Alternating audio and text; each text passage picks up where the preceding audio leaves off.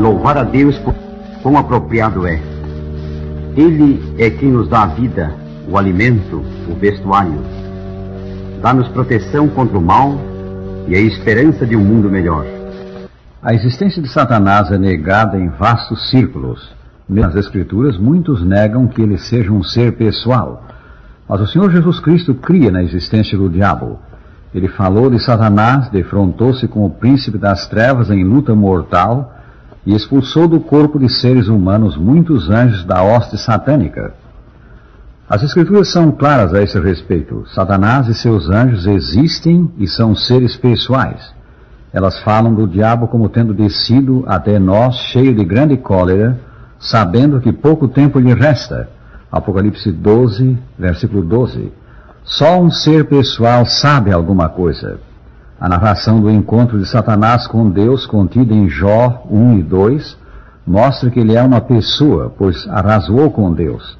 E quando saiu da presença do Senhor, desfechou uma série de golpes contra Jó, indo nisso tão longe quanto Deus lhe permitiu ir.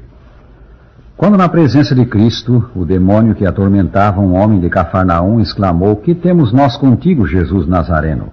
Vieste para perder-nos. Bem sei quem és, o Santo de Deus." São Lucas 4, 34. A proclamação da verdadeira natureza do Filho de Deus mostra conhecimento mais que humano. O relatório prossegue mostrando que um ser pessoal possui o homem, mas Jesus o repreendeu dizendo: "Cala-te e sai desse homem." O demônio, depois de o ter lançado por terra no meio de todos, saiu dele sem lhe fazer mal. A existência de Satanás e seus anjos como seres pessoais cai ou fica de pé com as Escrituras. Se Satanás não existe, se ele não é um ser inteligente com vontade e ação próprias, então as Escrituras não são verdadeiras, mas centenas de milhões de cristãos sabem que elas são a verdade. De onde veio Satanás? Foi ele criado por Deus?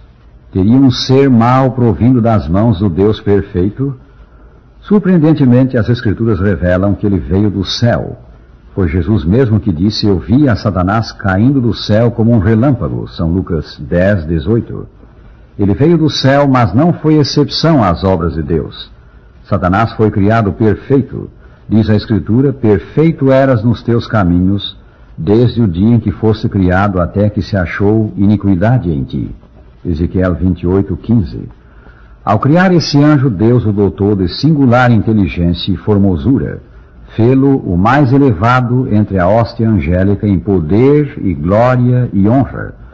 Lúcifer, como lhe chama a Vulgata Latina, era um assistente direto de Deus. "Tu eras querubim da guarda, ungido, e te estabeleci. Permanecias no monte santo de Deus, no brilho das pedras andavas." Ezequiel 28, 14. Essa mais elevada das criaturas de Deus aninhou o pecado no seu coração. Lúcifer orgulhou-se de seus grandes dotes. Elevou-se o teu coração por causa da tua formosura. Corrompeste a tua sabedoria por causa do teu resplendor. Ezequiel 28, 17. Ele cobiçou honras iguais às do seu Criador. Aparentemente invejou a posição ocupada pelo Filho de Deus. O profeta Isaías assim descreve os sentimentos desse príncipe dos anjos: "Tu dizias no teu coração: eu subirei ao céu, acima das estrelas de Deus exaltarei o meu trono, e no monte da congregação me assentarei nas extremidades do norte. Subirei acima das mais altas nuvens, e serei semelhante ao Altíssimo." Isaías 14, versículos 13 e 14. Entregando-se mais e mais ao orgulho e à inveja, Lúcifer por fim se rebelou contra Deus. Então semeou descontentamento entre os anjos, dando-lhes uma errônea ideia do seu Criador. A terça parte dos seus companheiros deixou-se seduzir por ele, e a rebelião chegou ao ponto que as Escrituras escrevem: "Houve peleja no céu. Miguel e os seus anjos pelejaram contra o dragão. Também pelejaram o dragão e seus anjos. Todavia não prevaleceram, nem mais se achou no céu o lugar deles. E foi expulso o grande dragão, a antiga serpente que se chama Diabo e Satanás, o sedutor de todo o mundo, sim, foi atirado para a terra, e com ele os seus anjos." Apocalipse 12, 7 a 9. Instalando-se neste nosso planeta, Satanás enganou também nossos primeiros pais e fez descer sobre o mundo a escura noite do pecado. Aqui na Terra, Satanás e seus anjos acham-se empenhados numa gigantesca tarefa de enganar, perverter e arruinar o homem. A ação desse inimigo devemos às tentações para o pecado, às doenças, às guerras, o sofrimento, os flagelos da natureza. A ela devemos a morte. São instrumentos dele nessa obra de ruína a dissimulação, a distorção da verdade e os argumentos capciosos. As Escrituras falam dele como arqui-enganador. Quando ele profere a mentira, disse Jesus, fala do que lhe é próprio, porque é mentiroso e pai da mentira. São João 8:44. São Paulo adverte, o próprio Satanás se transforma em anjo de luz, segundo aos Coríntios 11:14. E São João lhe chama o sedutor de todo o mundo. Apocalipse 12, versículo 9. No seu trato com o homem, Satanás encobre a sua identidade. Ao tentar Eva, por certo informada a seu respeito, ele se disfarçou em serpente. Quando tentou a Jesus, apresentou-se ao Senhor evidentemente como anjo de luz, como enviado do céu. Homem algum deveria pensar que, procurando enganá-lo, Satanás lhe aparecesse dizendo, fique prevenido, eu sou o diabo. Satanás semeia o erro tomando em conta o nível intelectual dos homens. Aos selvagens e semi-selvagens ele move a superstição e grosseiras práticas. Aos homens de ordem elevada ele propõe grandes e empolgantes temas, por vezes temas do próprio sagrado livro.